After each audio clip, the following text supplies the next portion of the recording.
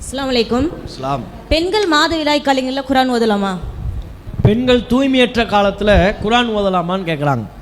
தாராளமாக ஓதலாம், அதில் மார்க்கத்தில் எந்த விதமான தடையும் இல்லை. இப்போ குர்ஆன் ஓதக்கூடாதுன்னு சிலர் சொல்கிறாங்க. அதுக்கு என்ன காரணம் சொல்கிறாங்கன்னா, குர்ஆனில் ஒரு வசனம் இருக்கிறது, இன்னஹூல குர்ஆனுன் கரீம், இது கண்ணியமான குர்ஆன், லா யமஸ்ஸுஹு இல்லல் முத்தஹரூன், தூய்மையானவர்களை தவிர வேறு யாரும் இதை தொடமாட்டார்கள் இப்படின்னு ஒரு வசனம் குர்ஆனில் இருக்குது. இந்த வசனத்தை வைத்துக்கொண்டு அவங்க சட்டம் சொல்கிறாங்க, பார்த்தீங்களா குர்ஆன் நல்லா தெளிவாக சொல்லிட்டாங்க, இந்த குர்ஆனை தூய்மை இல்லாதவர்கள் தொடக்கூடாது, தூய்மையோடு தான் தொடணும் அப்படின்னு நல்லா சொல்லிட்டான். அப்போ தூய்மை இல்லாதவர்கள்னால் யாரெல்லாம் தூய்மை இல்லாதவர்கள்? எந்த பெண்கள்லாம் அசுத்தமாக இருக்கிறாங்களோ அவங்க தூய்மை இல்லாதவர்கள். அதே போல் ஆண்கள் குளிப்பு கடமையானவர்களாக இருந்தால் அவங்க தூய்மை இல்லாதவர்கள். ஒழு இல்லைன்னா அவங்க தூய்மை இல்லாதவர்கள். அப்போ ஒழு இல்லாமல் தொடக்கூடாது, குளிப்பு கடமையான ஆண்கள் தொடக்கூடாது, தூய்மையற்ற நிலையில் இருக்கிற பெண்களும் தொடக்கூடாது, குர்ஆனை தூய்மையோடு தான் தொட வேண்டும் அப்படின்னு குர்ஆன் தான் சொல்லிருச்சு அப்படிங்கிறாங்க. இந்த சட்டம் தவறு. குர்ஆனில் அந்த வசனம் இருக்கு, ஆனால் அந்த வசனம் சரியாக புரிந்து கொள்ளப்படவில்லை. ஏன் அந்த வசனம் எதை பற்றி பேசுகிறது என்றால், அல்லாஹ் ரப்புல் ஆலமீன் லவ்ஹுல் மஹ்ஃபூல் இருக்குல்ல, லவ்ஹுல் மஹ்ஃபூல் பாதுகாக்கப்பட்ட ஏடு, பாதுகாக்கப்பட்ட அந்த ஏட்டில் எல்லாமும் இருக்கிறது.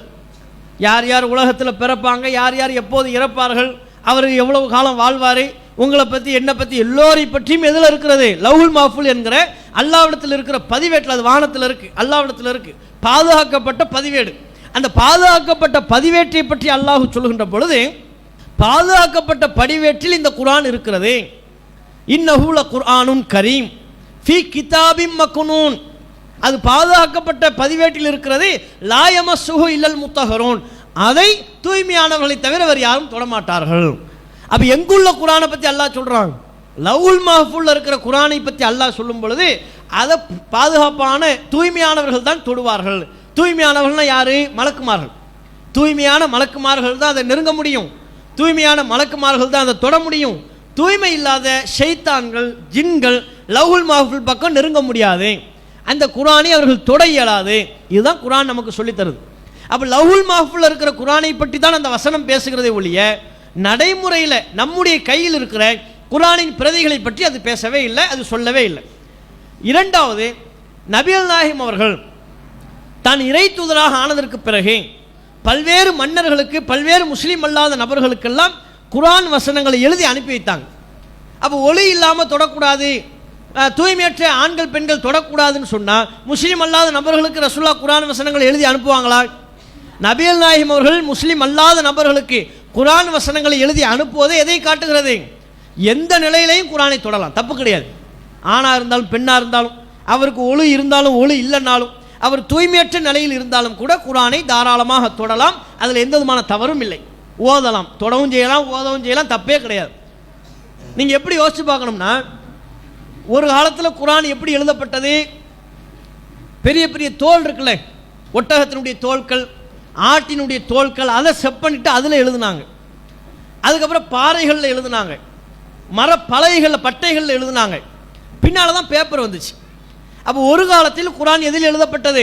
மரப்பட்டையில் எழுதப்பட்டது, விசாலமான பிராணிகளுடைய எலும்பில் எழுதப்பட்டது. அது மாதிரி எழுதப்பட்ட பொருள் மெட்டீரியல் மாறுது.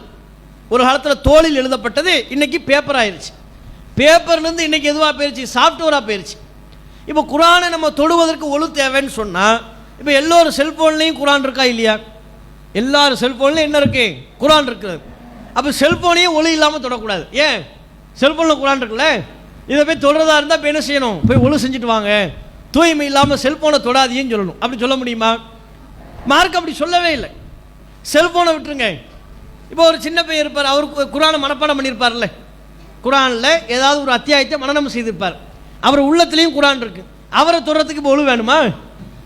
அந்த பையனை, நம்ம பையனை தொடுவதற்கு ஒழு தேவைன்னு சொல்லுவோமா? அப்போ குர்ஆன் நம்ம ஓதுவதற்கு, குர்ஆனை செவிமடுப்பதற்கு, படிப்பதற்கு பல்வேறு மெட்டீரியல் இருக்கு.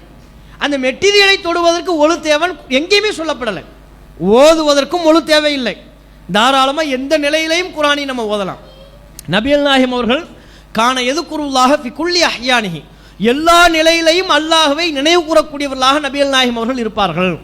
குர்ஆனிலும் அல்லாஹ் சொல்கிறான், எதுக்குருன் அல்லாஹ் கியாமவ் வ குஊதவ் வ அலா ஜுனூபிஹிம், மூமின்கள் படுத்து கொண்டும் அல்லாஹ்வை எண்ணி பார்ப்பார்கள், உட்கார்ந்து கொண்டும் அல்லாஹ்வை எண்ணி பார்ப்பார்கள், சாய்ந்து கொண்டும் அல்லாஹ்வை எண்ணி பார்ப்பார்கள். படுத்த நிலையிலையும் நீங்கள் குரானை ஓதலாம், சாய்ந்த நிலையிலையும் குரானை ஓதலாம், ஒழு இருந்தும் ஓதலாம், ஒழு இல்லாமலே ஓதலாம், தப்பே கிடையாது.